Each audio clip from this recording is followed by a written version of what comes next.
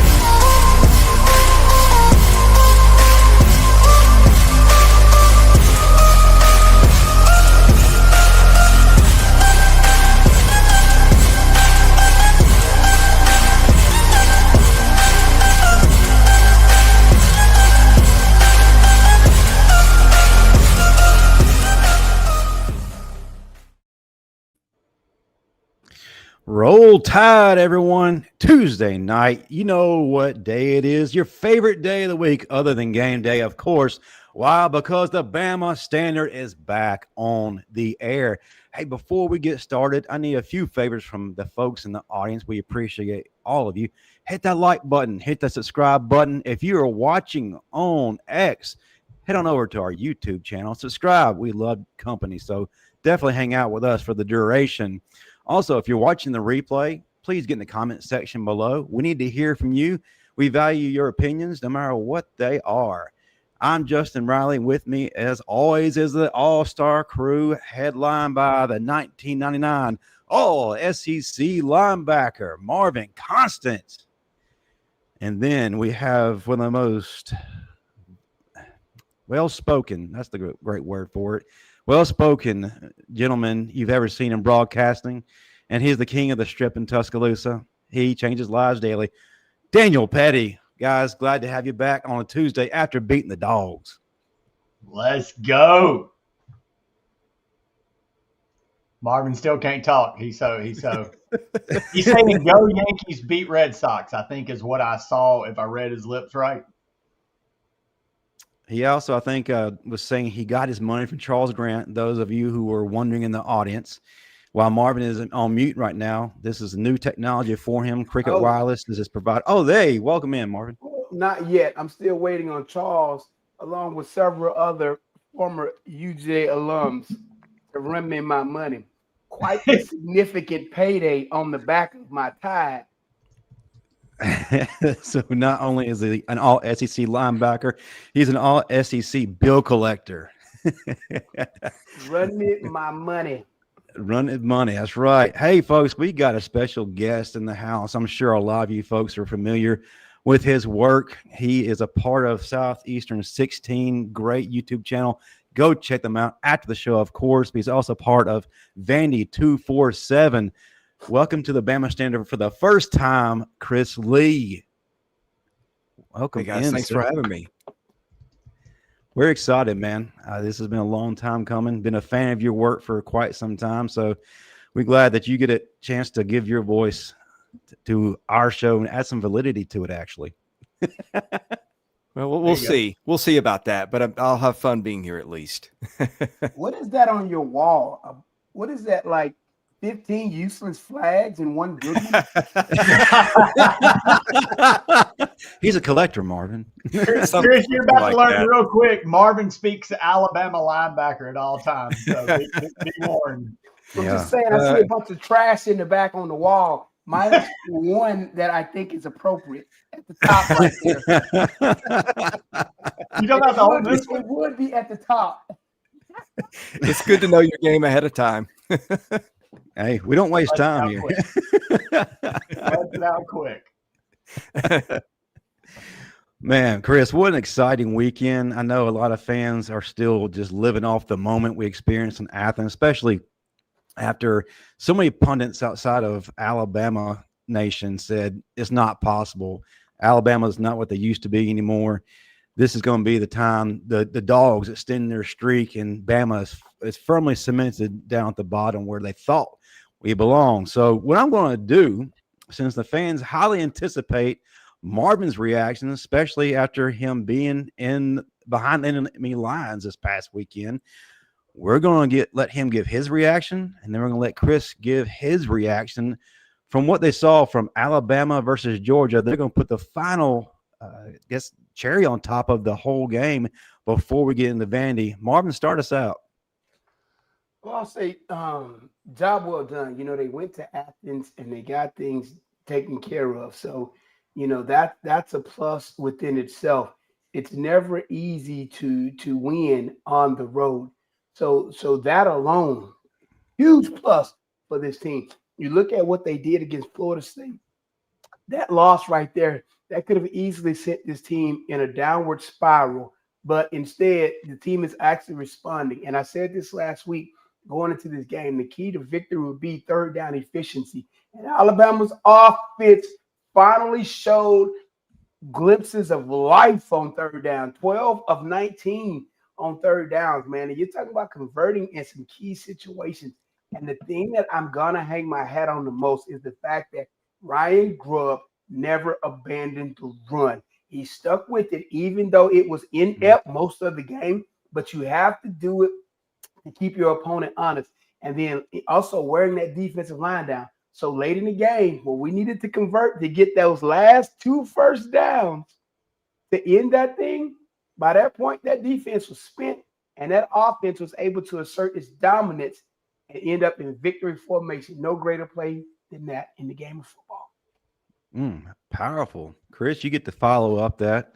What did you see from Athens this past Saturday night?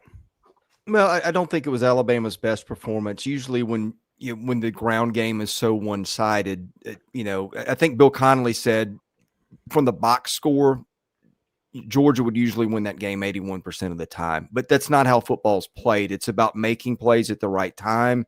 It's about not making mistakes. Correct me if I'm wrong. I don't think Alabama's turned the ball over all year. And just first downs, what do they win at 25-18, something like that? I mean, the other team can't score when they don't have the ball. I just sometimes it's just really simple. It's and like you saw this in Vanderbilt, Alabama last year. It's making the right play at the right time. And I think Alabama just did that. And look, it wasn't the most exciting or eye-popping box score, but let's not forget they did that in a building where nobody else has won since 2019. So you can knock it all you want, but they came out with the victory, and I think it was huge.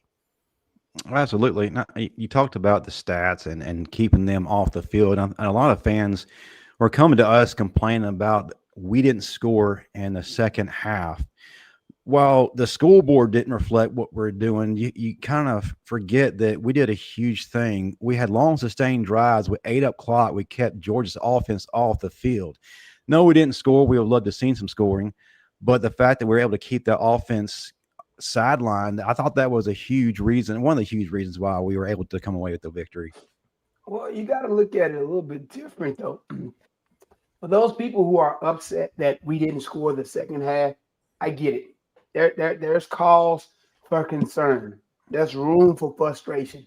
But let's not overlook the fact that Kirby Smart is the master of halftime adjustments. He learned from the greatest of all time. So if you thought that they were going to go to halftime and come out and lay down, no.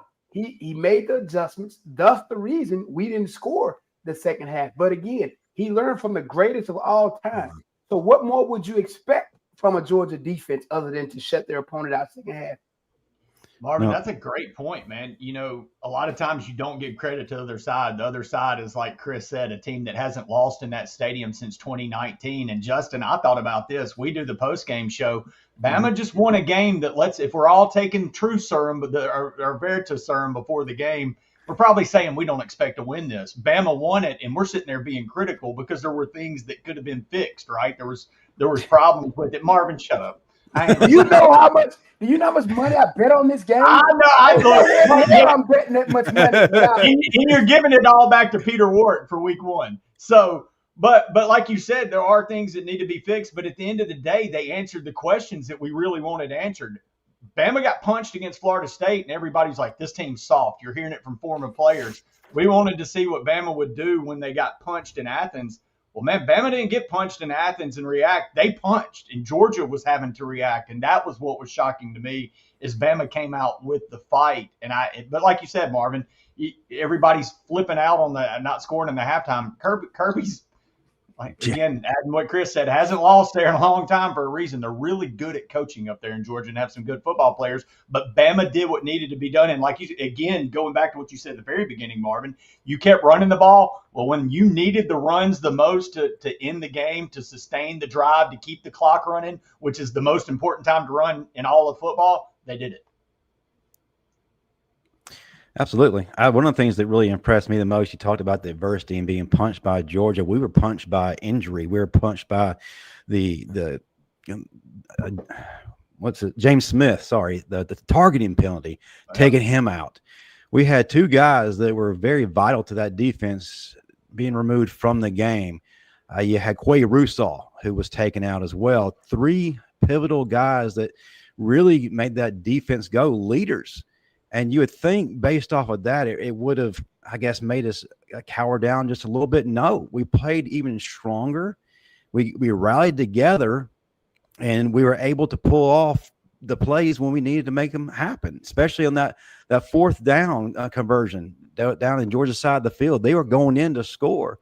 LT Overton rips through the offensive line and takes down Cash, and we get the ball back. But it was just an amazing response to see that no matter what was thrown Alabama's way, we were able to overcome everything thrown at us. So, yeah, definitely a lot of maturity going on between game 1 and now.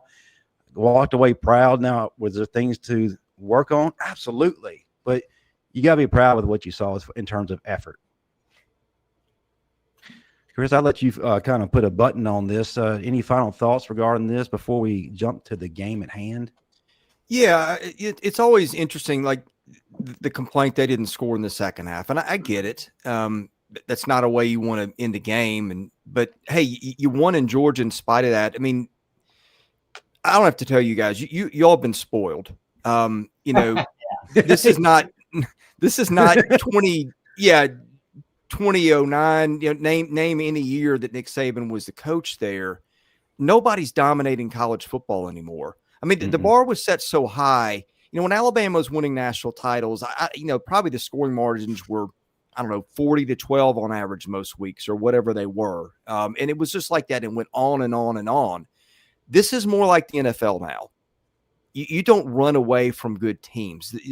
I cannot tell you who's going to win the national title. I might give you 12 names right now, and it might not be the team that ends up winning it. We're just in a different era. And, I know it would be tough to digest for an Alabama fan. I get it. But I think you take the W and you go home these days because they're just tougher to get than they've ever been. Without question. All right.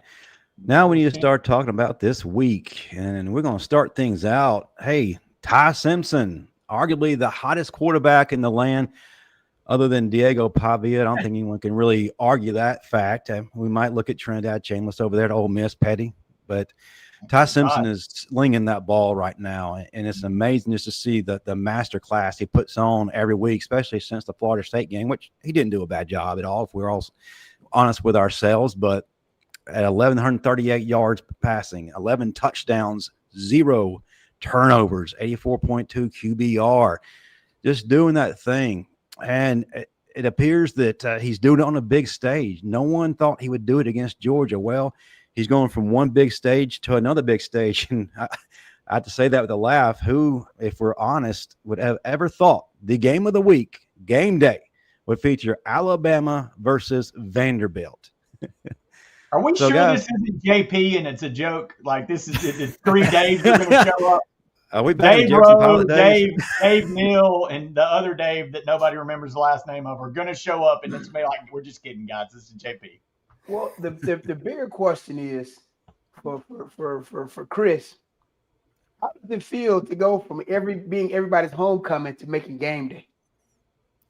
Yeah. Hey guys, it's wild. I remember, I think it was August last season.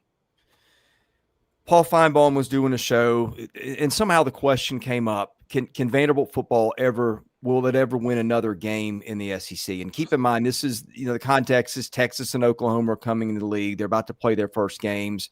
Vanderbilt had, I don't know, I think they'd won 2 games in the SEC coming into to last year in the decade. I mean, as bad as they had been, they went 0 for the season in 2020. As bad as Vanderbilt had been, they had never gone 0 for a season before. Now, that was all SEC games. It was different, but still, you don't win a game, and that's tough. And by the way, had to forfeit, or I guess the Georgia game that year ended in a no contest because they didn't have enough to play for COVID reasons. The real reason is I think enough kids quit, that morale had been destroyed, and then a few kids didn't pass the test, and that was that. They didn't have enough to play.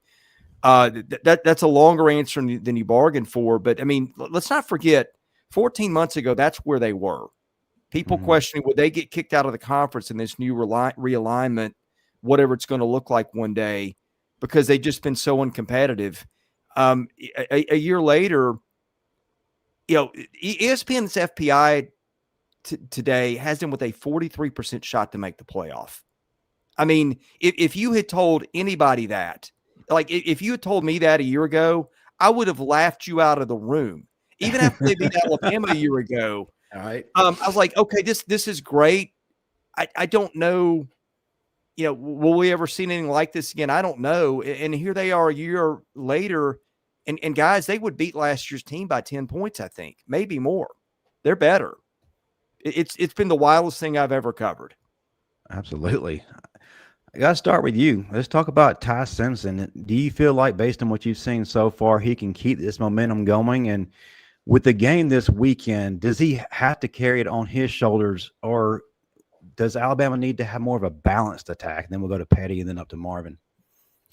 Well, I think the thing that's been great, and the thing that, like, one of the things that made Alabama beatable for Vanderbilt a year ago was turnovers. Milroe throws a pick six, I think their first offensive series, and then fumbles one away late in the game that kind of really ended up slamming the door on Alabama's opportunity to do what it needed to do. And so when your quarterback and frankly your whole offense aren't making mistakes and you're accurate with the ball, that's a really, really good start. I mean, we all know they've got playmakers. They're going to have to run the ball better at some point. And Vanderbilt's got a better front than we've seen in a long time. But I mean, just not making mistakes and I think the penalties have come down a little bit too for them in the league, by the way, where there's been an astonishing number of penalties in the SEC this year. Like, it's been staggering. You're seeing teams get 13 and 14 some weeks. I just think not making mistakes. What's the saying? You just show up for your job. Showing up is 80% of the job.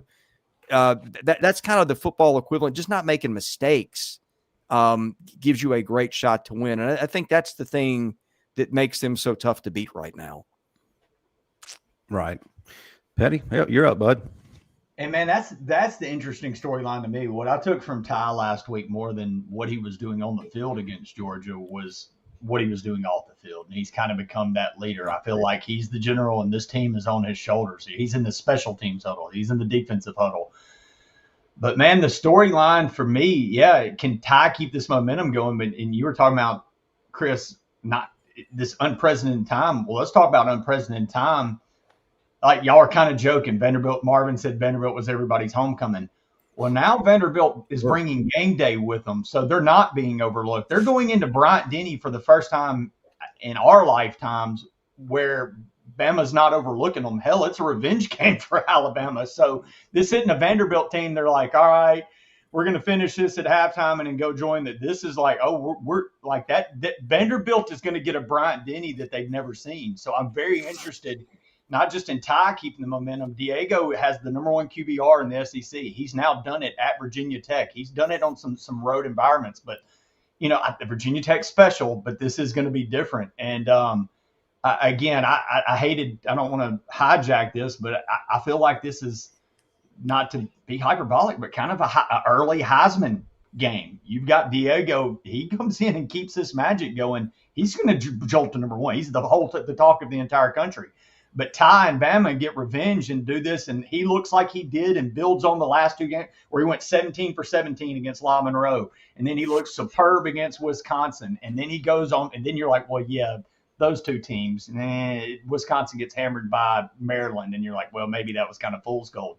You can go between the hedges and Athens, and we've talked enough about it. That's a different story. So I believe Ty keeps it going, but I believe this game is kind of a Heisman early season September Heisman battle. So October, I guess, is the page turns to Saturday.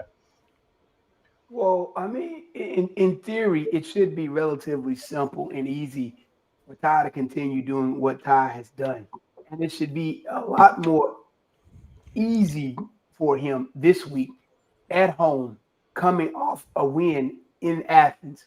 You got to understand something. To do what he did against a Kirby Smart, Glenn Schumann defense in Athens is no easy feat by no means. To go 12 of 19 on third down in that stadium is not easy. Most people don't understand how difficult it is to play on the road in some of these stadiums. It's not easy.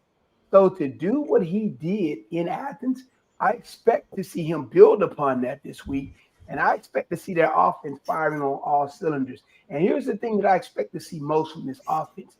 Knowing what happened last year, knowing how inept the run game has been all season, this is definitely a situation where we can hammer down and get our run game together as we continue this SEC game stretch that we have. Because if we don't fix the issues with the run, there's going to be a problem the deeper we get into this season. So, yes, I want to see Ty keep his momentum going, but we need to fix the run game at the same time. Couldn't agree more.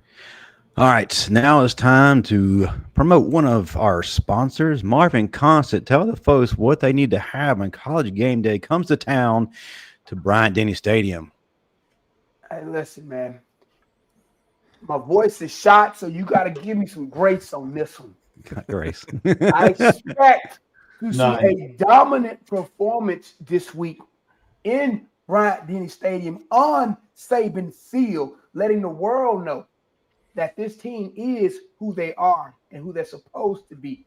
And to support said team, you better be in Bryant-Denny Stadium with your title towel, baby. Visit whitwheelsports.com. Use the promo code Bama Standard for your 10% discount. And show your ass up to Bryant-Denny, baby. I was waving as we laid down Diego Pavia and the Vanderbilt non-Commodores. What's that? Hey, use that. Diego's like a bull, man. Got to do it like the. Nah, listen, man. Here's the thing, man. I'm telling you, like, wait till we talk about defense. I'll explain it for you. I'll break it down. All right. Go to our next topic. Hey, folks, get your questions in. As you make a comment, I'm going to pin them, and we're going to save them for our Q&A segment. So make sure your voice is heard putting up your questions. We already have quite a few, so this should be very exciting. And if you want to ask, was Kumar Rocker, David Price more dominant, or was it lighter? You can go ahead. That's a great debate that I would love to hear. Sorry, I got sidetracked. I forget. I'm a baseball guy. What had me thinking? I knew I would. I knew that'd be a tricky one. All right, so now we got to turn to probably the most intriguing part of this matchup, the defensive side of the ball for Alabama. Last year, we saw Diego Pavia and company just dismantle our defense, and we've had so many issues in terms of misdirection and run fits and the eye candy, window dressing, and all that. Well, that hadn't changed for Vanderbilt.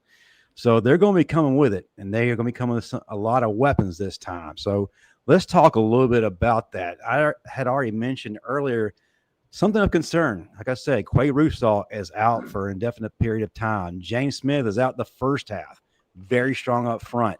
Jamarian Latham, of course, he's done because of that unfortunate neck injury. Tim Keenan III's back, but my question is he 100%? What workload is he going to be at come Saturday. We saw some good things from freshman edge rusher Justin Hill, who was taking over for Quay Russaw.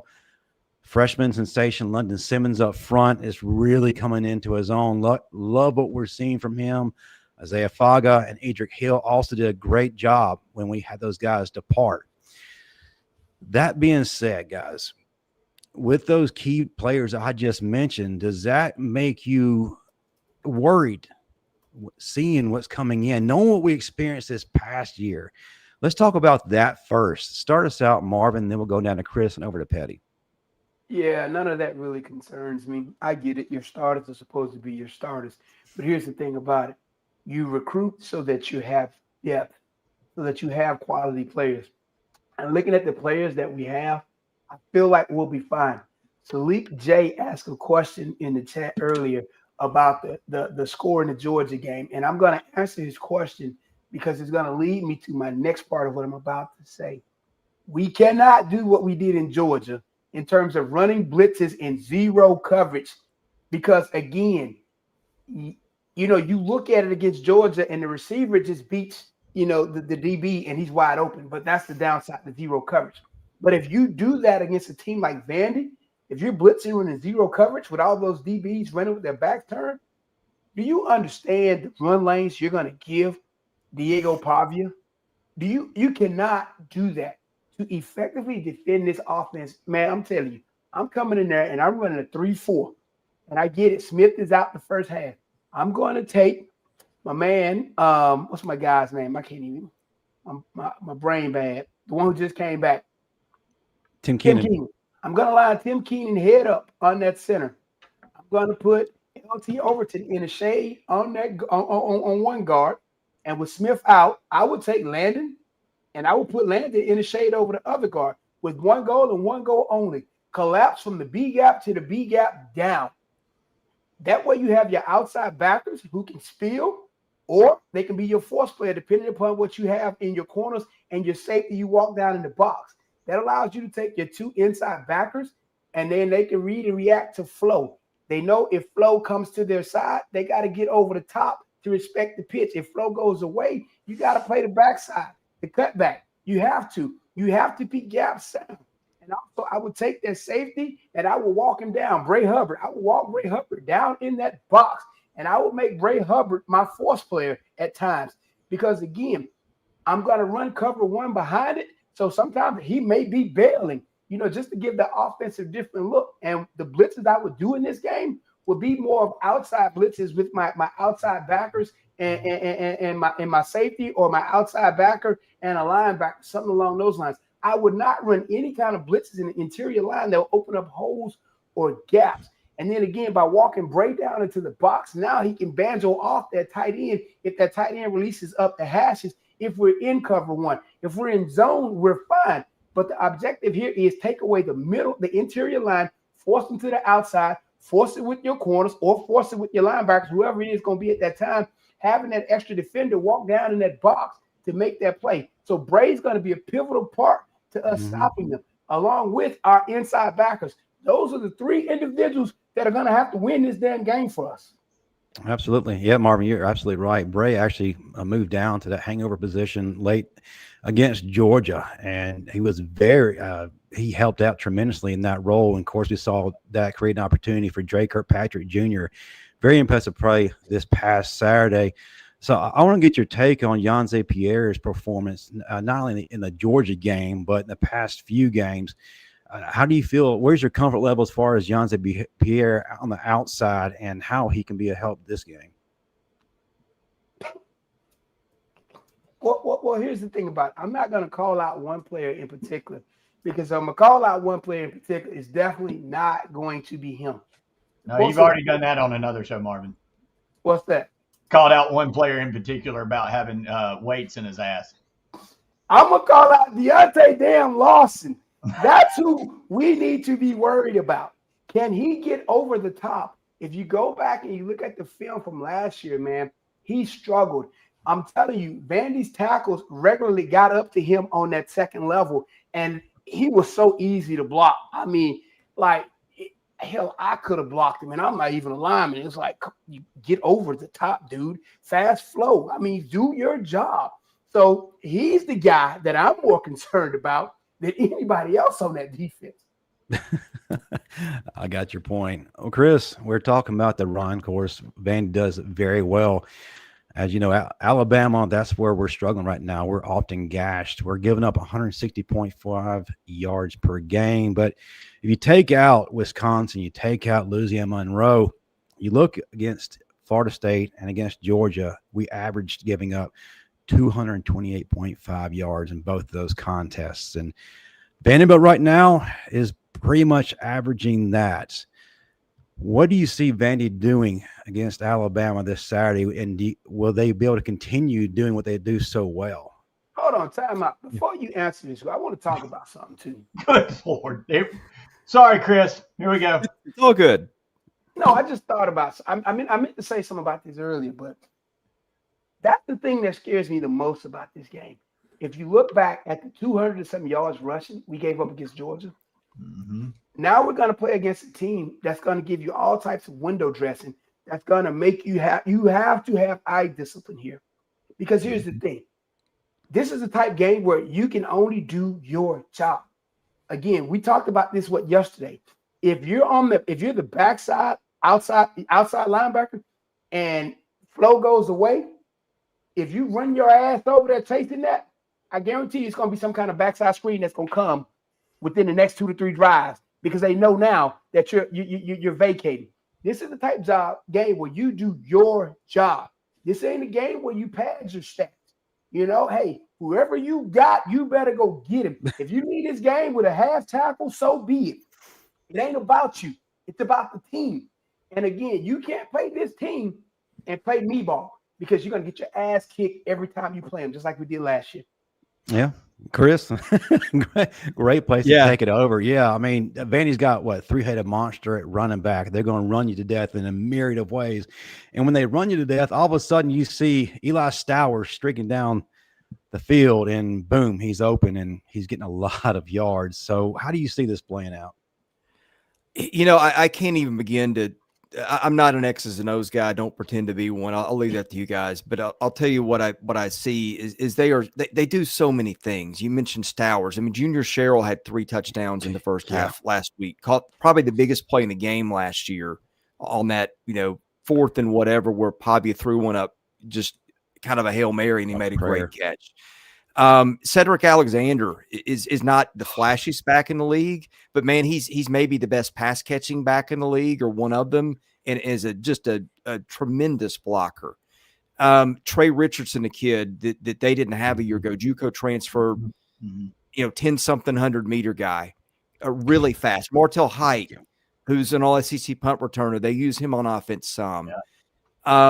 That, like they've got a kid named Caleb Barnett, who's 155 pounds, who scored their first touchdown of the season. He's a wide receiver. He did that, I think, on an option rush, maybe. Like, they do so much stuff. You mentioned eye candy. That's part of it.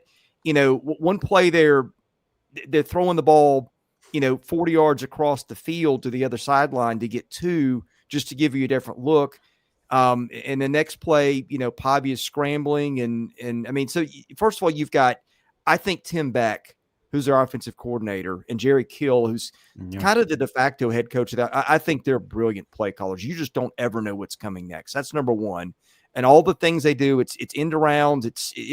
They run about every type of play that you could see a team run.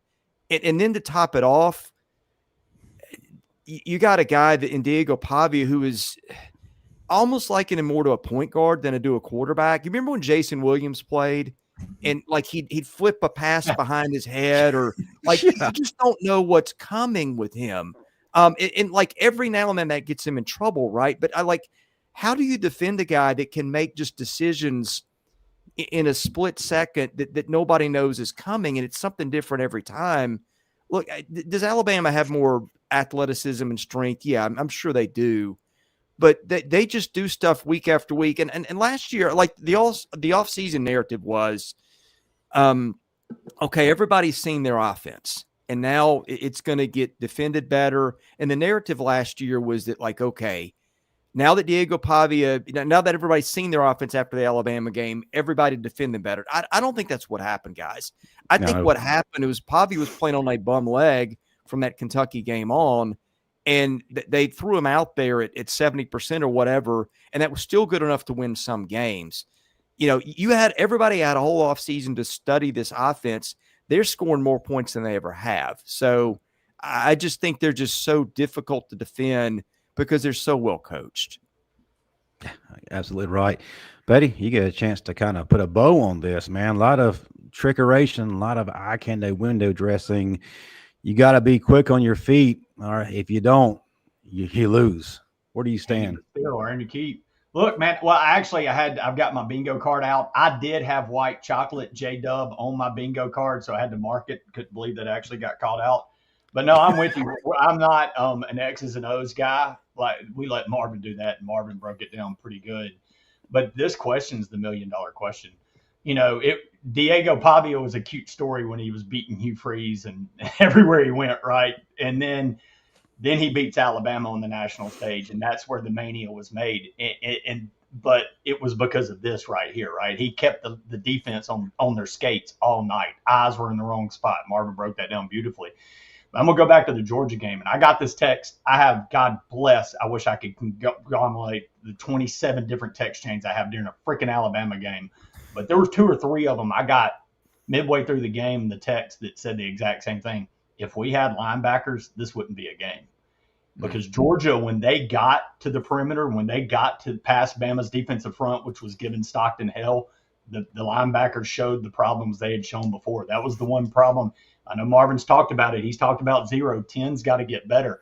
And that was – look, man, I know Marvin's doesn't ever get scared. He bet on Bama against Georgia. He bet on Bama against the 95 Dallas Cowboys. But this is the game that has kept Kane Womack up all night. This is the game that after you got over the celebration as a Bama fan against Georgia, like, holy shit, Diego's coming back. We still haven't stopped that guy. So, no, this is the question, man. Has Kane Womack and this defense been able to make the adjustments? Because this game, look, I know Bama's a 10.5-point favorite. I know there's a lot of hoorah, but if they don't fix that, you could walk out of Bryant-Denny that night shocked as hell that it happened again, because he will. Like Marvin said, you're running that 0. Diego's going to hurt you, man. This guy he's a point guard. He's going to be doing that behind you, running it. Your eyes have got to be disciplined. I love the Bray Hubbard example, Marvin. I couldn't have done it, but you said it. You're going to have to come up. You're going to have to your safeties are going to have to play the damn game of their life in this game. Your secondary, all the way up to the linebacking core. So, again, this is the question that's keeping everybody up at night, because if it looks anything like last year, it's going to be get your thumbs out, because it's going to be a long night. Well, I'll say this and to close it. 3-4, Kane Womack. 3-4. If you're opposed to a 3-4, 5-2. Okay, we need a 5-man front. Okay, so that we can neutralize from the B gap to the B gap. No cover 0. I don't give a damn what they give you. Your defensive play. No cover 2. 5-2. I don't give a damn what they give. Don't run cover 2. This game, 3-4, cover 1. Cover 3, and occasionally I will mix in some zone to the field, man to the boundary. That's all they would get from me, and I will let my players man up and play football, mix in a few pressures, and take their asses home. That's it. That's all you would get out of me. I wouldn't try to go in there being cute, trying a bunch of others. No. 3-4, cover 1, cover 3, zone to the field, man to the boundary occasionally, and I'd be done with it. All right. Well, Chris, I'll let you have the final thoughts before you wrap it up. Anything left to say? Does Bama's defense, in your mind, you're impartial, you cover everyone, does Alabama's defense have what it takes to shut down Diego Pavia and his offense? Well, look, and I promise you, I'm not pandering here. I picked Alabama to win the national title before the season. And a lot of that was because I thought, when you looked on paper, looked at, NFL prospects, those kind of things, guys that have been All-Americans, I thought that Alabama had enough guys in the trenches on both sides of the ball. And a lot of guys back. And oh, by the way, a guy named Ryan Grubb, who they wanted a year ago, that you finally got. And it felt to me like a lot of stuff lined up. Now, has it been the Alabama I maybe expected? Probably not. But again, we're in a new era of college football. But I think Vanderbilt is just such a wild card because you just don't look. If Alabama shows up and plays its A game, I think we all here think Alabama is going to win. But they're not a team that you can just show up and beat with your B- game anymore. If they're on theirs, and you make some mistakes, and I mean, it's and I'll say another thing. Vanderbilt's really good in the trenches this year, and I think that's of all the things that are different. That hasn't come up, but I think that's the biggest difference. Watch their center, Jordan White. He is really, really good. They've been raving about him since the spring. He knows all the calls. They get so much stuff through the A-gap this year. It's been ridiculous. Now, they are not going to play guys like Alabama's had. Go ahead. Hey, Chris, why do you think I said line Tim Keenan head up on the center? And put those two defensive tackles in shades to collapse from the B-gap to the B-gap, because that's what that offense does best. Take that away from them and make them beat you doing something else. Yeah, no, I mean that would seem to be the way to do it. Now nobody's done it yet, but you know they haven't played. I don't think they played a front like Alabama's yet either. The other thing I would keep an eye on, special teams doesn't get talked about a lot. Vanderbilt's got a kicker who hasn't missed a field goal in like a year. He can hit from probably close to 60. I think he's hit them from further than that in practice. They always have good punters. They've gone. Hey, Chris. Yeah. What's his price tag, and is he willing to hit the portal? I think you guys tried that before with Miami of Ohio, and that didn't go so well. It didn't. But you know, the kickers that was always the bane of Nick Saban's existence, right? They got the best guys everywhere, including the kickers, and then they just, you know. It didn't always happen for that. That was like his kryptonite was kicking, right? Like you couldn't beat Alabama, but occasionally that would not show up. But no, they're very good in special teams, have been for a couple years. You know, they returned a kickoff for a touchdown last year, a punt for a touchdown. They got those guys back. They haven't had to punt like in one or two games at all, but when they do it well. And so they're really good in that area too.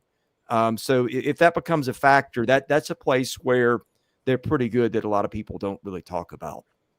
Well, I pose another question here. Looking at last year's game and how bad Zero struggled, I'm wondering if there's any consideration being put into him potentially struggling again. What steps Kane Womack is putting in place to compensate for the lack of productivity, if you understand what I'm saying? Because a lot of times, you know, if you have a weak link at one position, you know who has to overcompensate to cover that up. It's hard to cover up a deficiency at middle linebacker. It is hard. So I'm wondering how he's going to compensate for that if it turns out to be a deficiency again.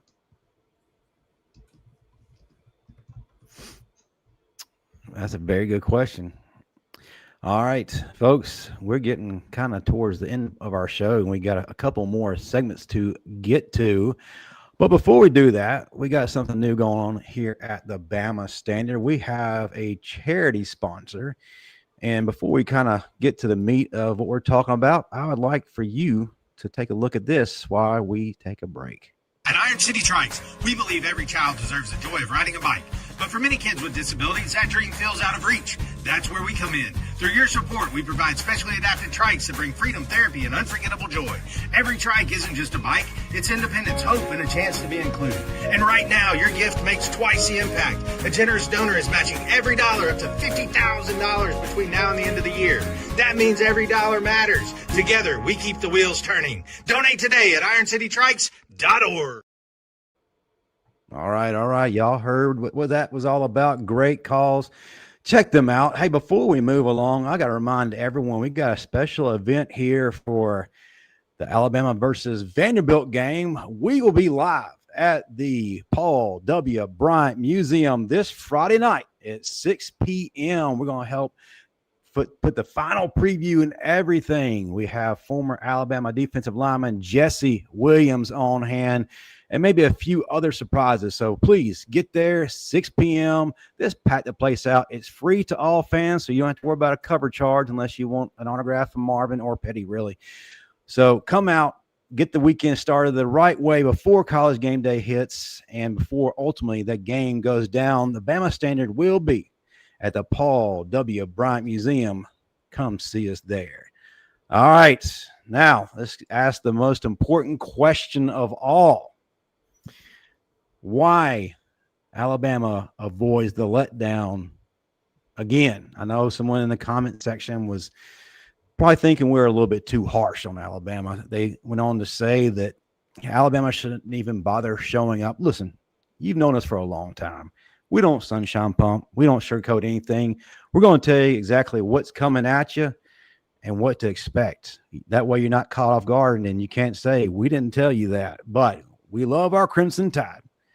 So we're going to come off of them a little bit, give them a little bit of praise, and talk about why this time around that upset doesn't happen at Bryant-Denny.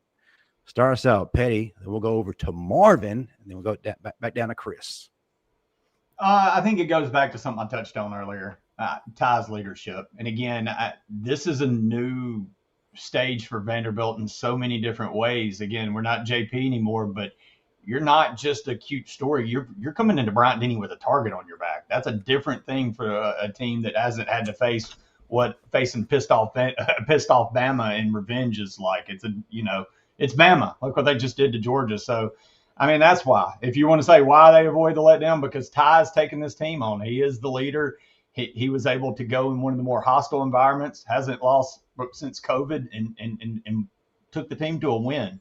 That's why he's coming back home. This isn't a game that Bama overlooks because Nick Saban's saying this is a home game on the road and it's on the Jumbotron and you're ticking off. No, you know Diego's coming this time. So, that would be why you avoid the letdown. Okay. Marvin. You know why they avoid the letdown? It has nothing to do with Ty. It has nothing to do with nothing positive. I'm going to tell you why they're going to avoid the damn letdown. Because this team, these players, Bama Sci-Fi, my brothers, don't want to go down in history as the damn team that lost to Vandy back to damn back. Because it will take any legacy that they would have ever had. Do you understand how painful that is to have to say you lost to Vandy back to back? Listen, man, you have to. There's no story you can write after losing to Vandy back to back that would ever change your legacy in Alabama football history. If you lose to Vandy back to back, you go down as one of the most inept teams ever in the history of Alabama football. I'm sorry. Hands down. All right. Well, Chris, Pay does have a question for you. We're going to save it to after this. So I'm going to ask you two, if you don't mind. One, why does Vandy pull the upset again? And then B, why Alabama avoids the letdown? Can you give us a perspective from both? Yeah, I think it's a much better Vanderbilt team, but you saw the formula to winning games for them a year ago. It was whatever Diego Pavia can do. It's throwing the kitchen sink at you offensively. It is getting pressure, forcing turn. And by the way, they've got a better pass rush than they've had in a long time too. We didn't get into that, but Vandy's got some kids that can get after the quarterback, and they'll safety blitz and do some things like that at times. They'll show you some things creatively there too. So I think if Vanderbilt wins it's making plays at the right time, probably winning the turnover battle and maybe winning special teams. I think if Alabama wins it, I don't think it's going to be a case where Vanderbilt comes in and just gets overwhelmed by the environment. When they played, it's not Alabama, but they have played already at South Carolina and at Virginia Tech in home openers at places that are known for their pregame environment. So they've already faced that. And really, they didn't get phased on the road a year ago. They just got beat by better teams. I think it's really simple. Alabama on paper is the better team. They're the more talented team. If they both play to their potential, Alabama wins it. And I think Alabama's abilities where they're not beating themselves this year, like they have, with penalties and turnovers in the past and discipline issues, I think that could play a big factor here too. Absolutely right. Pettey, you had one last question before we get to our Q&A segment. I do. And look, man, I want to give Bama fans some credit here. Bama fans they love their Tide, but they love college football. It's a very knowledgeable fan base. And, we know the history of the SEC, and we obviously know that Vandy's that team. Even though Marvin joked about him being a homecoming, there was a lot of years you played a lot of 9-6 and really ugly games at that. I think, Marvin, you said even the other day your first game ever on TV was the JP game against Vanderbilt, right? That was my first start against Vanderbilt. 11 a.m. Central, Jefferson Pilot Sports kickoff. I had double figures in tackles my first game starting. I should not have opened the door for that. But with that said, if you have it, y'all kind of danced around it, Chris. You talked about the players Vanderbilt's brought in. Marvin's talked about some of the schematics. If you haven't been watching, this isn't your daddy's Vanderbilt. This is a team that's really athletic, Chris. And so my question is, you've been covering this program since 2003, and outside of the short blip with Franklin and Cutler, is this the highest you've ever seen this program? And in this new world, and I did a show with Smoke Dixon. Gerald Dixon worked at Vanderbilt for a little while. He's a huge fan of Clark Lee. And he was telling me before last year, watch out, Pettey. Clark Lee's a cerebral guy. And in this new era, he can actually do some things at Vanderbilt. And here we are 2 years later talking like we are. I guess so. My second question is this: is this the highest? And B, in this new NIL portal era, after Diego, is this something that's sustainable in Nashville? I think it might be to some degree. No, look, I think you lose Diego Pavia next year. You've lost a one of one. I don't know that you come in and replace him. I expect their quarterback will be from the portal. But having said that, I mean, my goodness, watch him play and tell me that's not a fun offense to play in, especially as a quarterback. So, yeah. And it seems like there are more running quarterbacks now than there have been in a while. I don't know if it's just a temporary fad or it's the future, but I think there's some things there that maybe they didn't have going for them before. That other thing they have, and guys, it's the weirdest place because, for years, they wouldn't touch that stadium. It was the same thing for 40 years.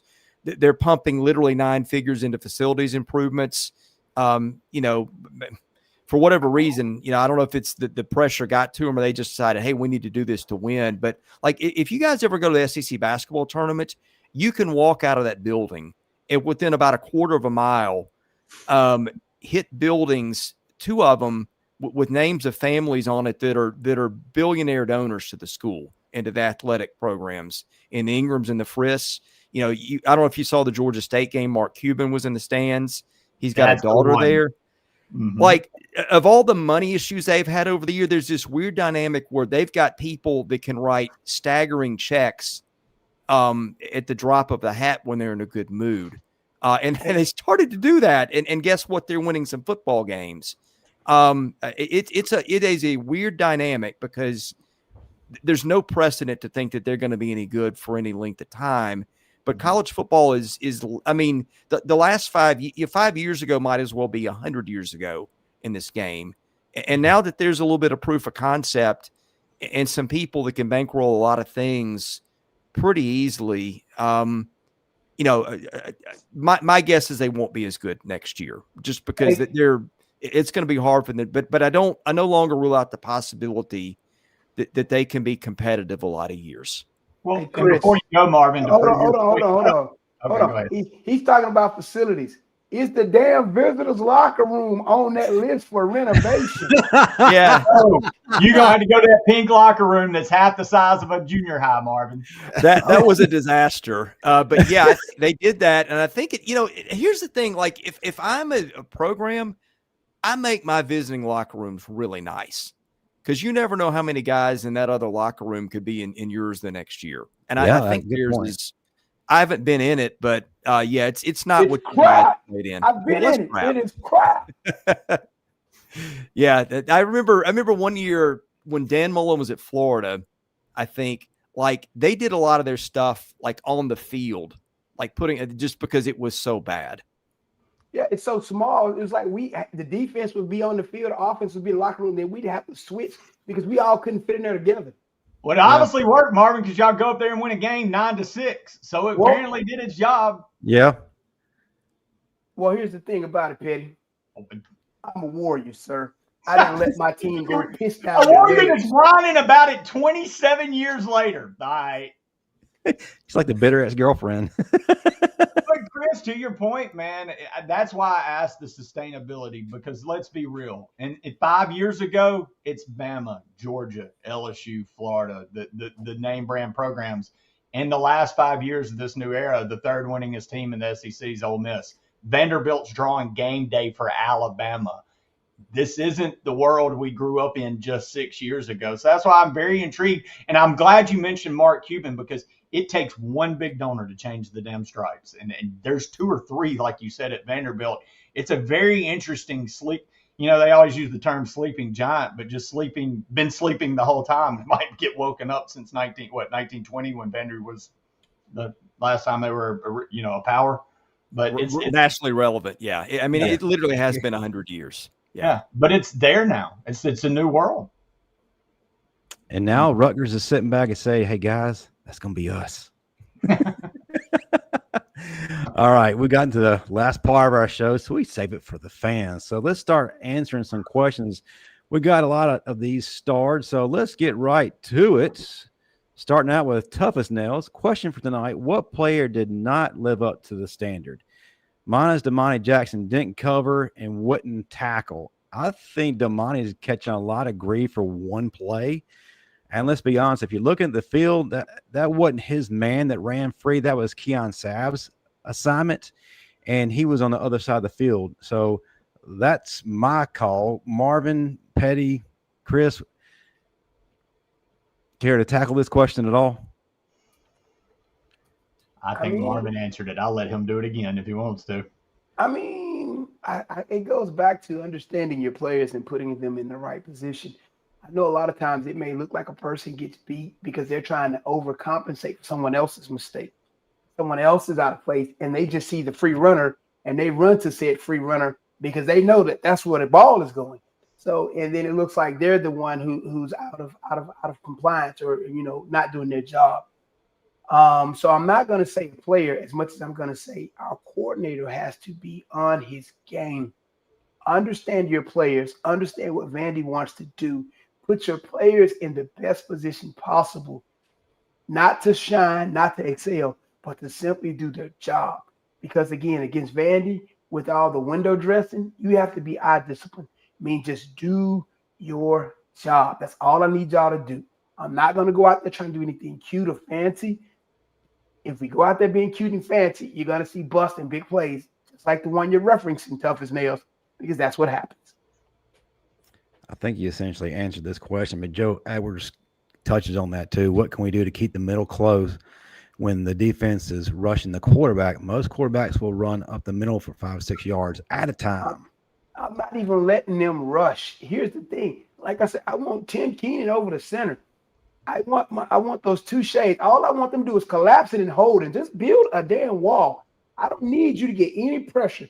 I don't need you to force anything. Just establish a wall to where he cannot run between the B gaps, so that if he is going to run, it's going to be on the outside where we have corners, where we have outside backers, where we have a safety walk down in the box, where we have numbers in our favor. I'm going to force you to where I want you at. It's almost like when you're herding cattle.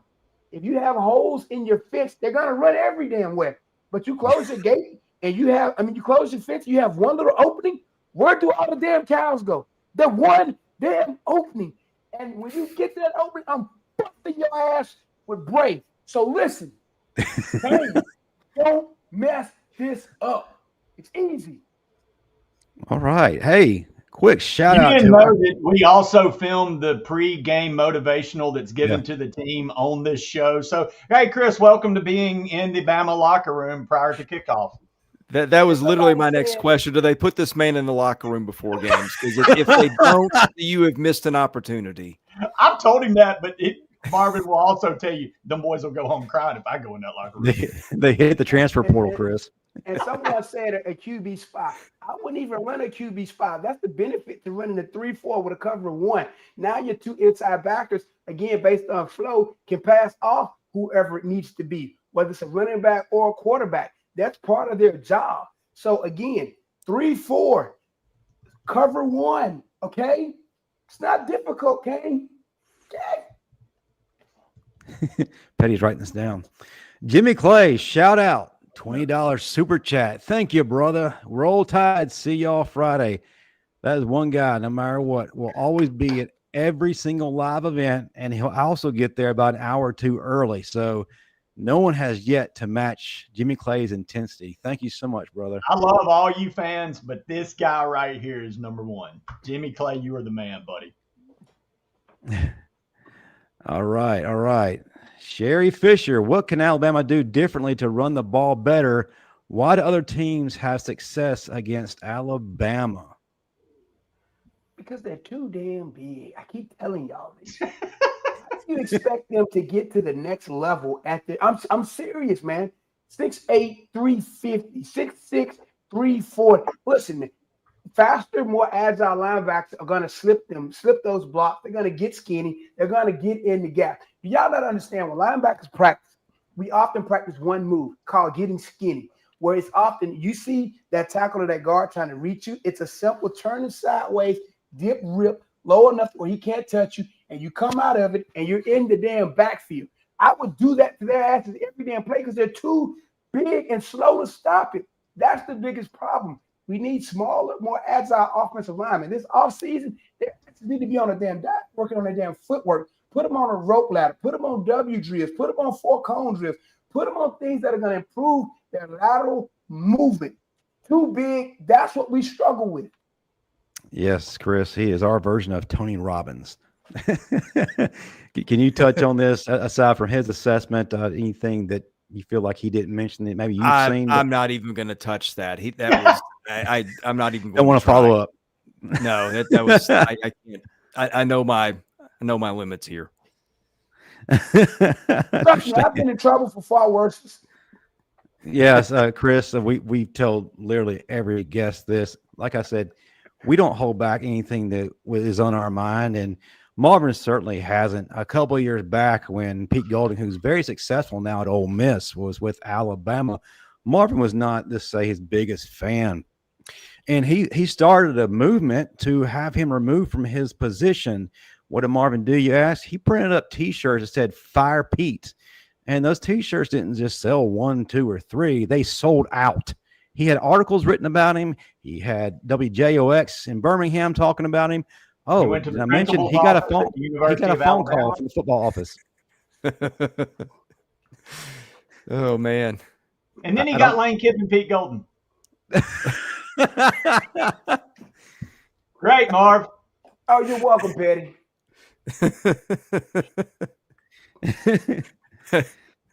Oh, all these questions directed towards Marvin. There's a few I think that Chris and I can answer, along with Patty. We'll get to those, I hope. Bam Bam 72. Marvin, do you think Womack thinks like you do? Because I've seen nothing that makes me think he will do any of those things you are saying. I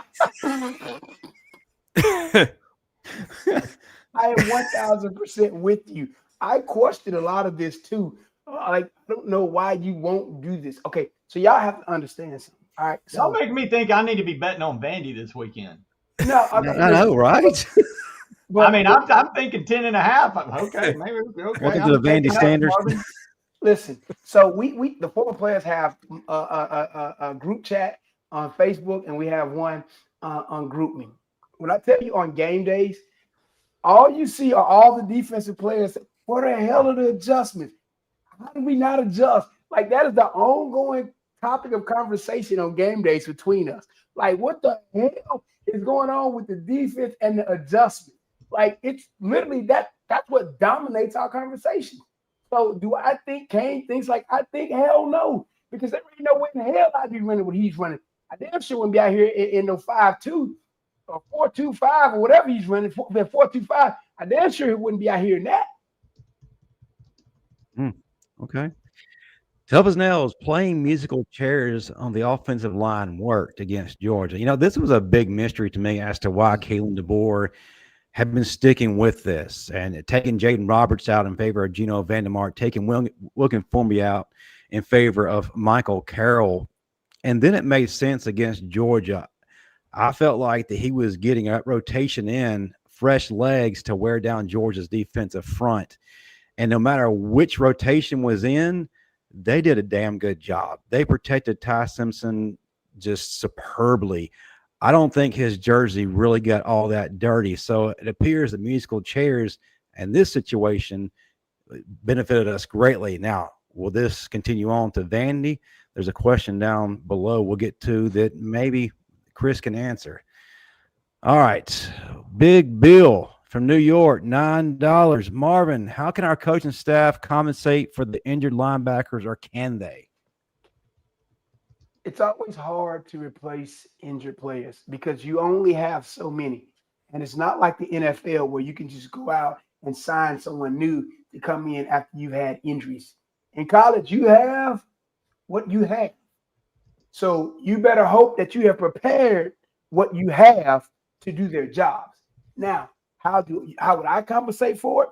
Again, when I said running cover one, walking Bray Hubbard down in the box, that's going to help cover up a lot of the deficiencies that we have at the second level of this defense because they are there. All right.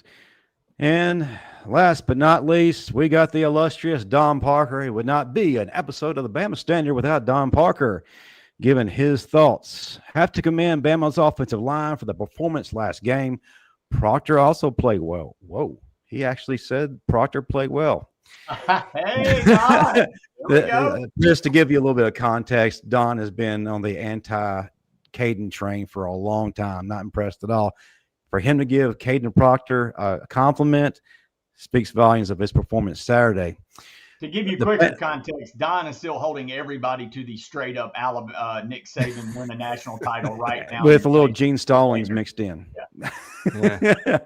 All right, the panel's take on who wins the trenches versus Vandy. I'm going to let you start, Chris, because you're right. We didn't really put enough love into the defensive front that Vandy is going to be bringing in Saturday. Yeah, they spent a lot in the portal. They have dudes who can get to the quarterback. They're playing with their hair on fire. One of the guys they got from the portal, Alabama fans should be very familiar with, Keanu Coate. So this is a great opportunity for you to speak just how lethal is that front seven, because if you didn't watch the Utah State game, you really missed a clinic. Yeah. Hey, look, it tells you what kind of new world we're in where this is even a question, right? Because it's never been that in the past. And from the Vanderbilt end, one thing that they did, you guys may know this, they're, according to Phil Steele, I think they're either the oldest or the most experienced team in the country. And their entire starting offensive line and probably their top two backups, I think, are all either graduate transfers. Most of them are that, or graduate students or seniors. So they are really old up front. And again, Jordan White's a guy to watch because I think he's very, very good and may end up on an All-American team. Defensively, I want to say they played 14 different defensive linemen against Virginia Tech, which is that's a very un-Vanderbilt kind of thing. Like most years, they're lucky to have a half dozen who can play competitively. And I'm not saying, again, they're not what you guys are used to covering. I'm not claiming that at all. But when they can have a dozen or more guys that can go in and not embarrass themselves, and especially when they can hold on to the ball offensively, fourth quarters a lot of times are being fresh. And I think that depth up front, and again, their whole thing in the offseason, back to the offensive line, was to let's get guys who can protect Diego, because if he goes down, we're screwed. They won't say it publicly, and maybe they don't think it privately, but that's what I think. They really went and got much, much better in the trenches. Now, look, Alabama, again, you've got an All-American center in Parker Brailsford. You got a future first-rounder as your left tackle and some other guys in between that can play. And defensive line, same thing. It may not be Saban's vintage guys, but you got Keenan and guys that are going to play in the league. I mean, I think obviously both teams play their potential. The edge is Alabama, but we haven't always seen that for Alabama. And we've seen, Vanderbilt really has mashed people in the trenches so far. Again, going to be a different ball game Saturday, but if you not watched them, and Cole Kublik talks about it a lot too. Like it is nothing like the teams you've seen in the past. Right. All right. Pettey, you're next, and then Marvin. Who wins in the trenches versus Vandy? After what I saw last weekend, and again, I know there was times where the offensive line wasn't getting a push in the run game, but you kind of brought it up. They did well in the protection. I expect this, and the defense, as much we've given the linebackers grief, a reason that game and the defense played so well is what the defensive line was able to do up front against Georgia. I kind of expect that to continue. And look, man, I don't almost feel like that's the Pat and Homer because Vanderbilt is a different team. This is, again, I say it again, it's not your daddy's Vanderbilt, but I do think that Bama, look, man, Bama still recruited the top. These are blue chips across the board. Vanderbilt has done an excellent job in the portal, doing it the way these new teams are doing it. But I think Bama has the edge here and will Saturday night. But man, the more we've talked tonight, the more I'm like, I was kind of leaning at the line, like, okay, this is one of those lines where a team finally gets game day. You get all this hype, all this stuff, but then you go in and then you kind of get popped, right? I don't know, man. The X's and O's here really scream we're in for a shootout, but we'll see. Marvin. Alabama's defensive line shall win said battle for one reason and one reason only. Tim Keenan. Yeah. The way he plays the game, his passion and his energy, it's infectious to his teammates. He rubs off on his teammates. So I don't see him not letting them down. I see him carrying them with him and continuing to play at a high standard and improving upon the job that they did last week. Now, as far as the offensive line, I think our offensive line will dominate this game for one reason and one reason only. The performance of Ty Simpson. When you have a guy performing like Ty, the last thing you want to do is let him down, disappoint him, and do things to get him out of his rhythm. You have to keep him in his rhythm. How do you do that? By doing your job and keeping pressure off Ty. They all know so goes Ty, so goes the team. So you have to protect Ty at all damn costs. Well said. Well, there's one last sentiment, and it's for Pettey. Tough as nails. Pettey had a great weekend. Hotty Toddy won, and Bama did too. Only thing that would have made it better was an original Denny Dog. I got a few things to say about that. Well, I rubbed my special Ole Miss helmet that got stolen from the field at Bryant-Denny when Marvin was playing for good luck. And then I rubbed the helmet that Marvin gave me from his playing days at Alabama. So it was 7 hours of football bliss. And yes, the only thing that would have made it better and would have sent me to heaven, Roger Rabbit cartoon laughing style, would have been a beautiful Denny Dog. And fans, I've obviously had an impact. I never thought I didn't think I'd like, you can put it on my tombstone. Daniel Pettey, 1979, XXX. He tried his best to bring back that damn Denny Dog. And y'all are saying and name and honor me. Like, love you guys. Thank y'all. Chris, to provide more context, the Denny Dog, the original formula to its greatness, was changed back in 2021. Well, it wasn't changed. It was taken. They removed the toppings that had this magical mixture that made it taste like something that you found in heaven. For whatever reason, they thought in that brilliant mind of theirs, there would be a great idea to remove said condiments that went on. And it hasn't been the same since. And as Pettey has wonderfully brought up a lot, Alabama has not won a national championship since they changed the Denny Dog. Since they changed it. And it may taste like heaven, but it was like mustard, ketchup, kraut, and maybe some Worcestershire. And they put it in a vat under the stadium to ferment all off season. And they squeeze it into a dog. And you know people have eaten it by the fragrances in certain sections of the stadium. But like in the off season, you'll wake up and be like, I need a Denny Dog. And I moved. I live in Tampa now. And we came back to do a lot. I can't remember what game. We came back to do a game a couple years ago. South Florida. I hadn't been to the stadium in a few years. And I walk in, and here's the false advertisement. This is where words matter in life. You're going to go in, and it's going to say Denny Dog. And you're like, oh, yeah. And you're going to open it up, and it's a plain hot dog. That's just a hot dog.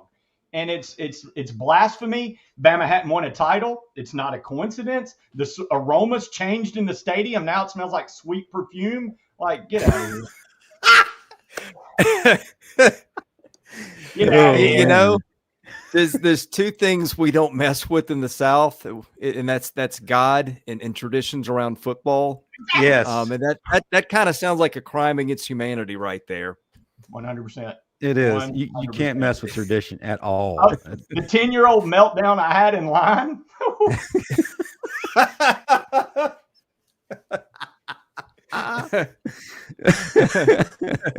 Never a dull moment at all. Well, folks, regrettably, we've had a great show. That's not the regrettable part.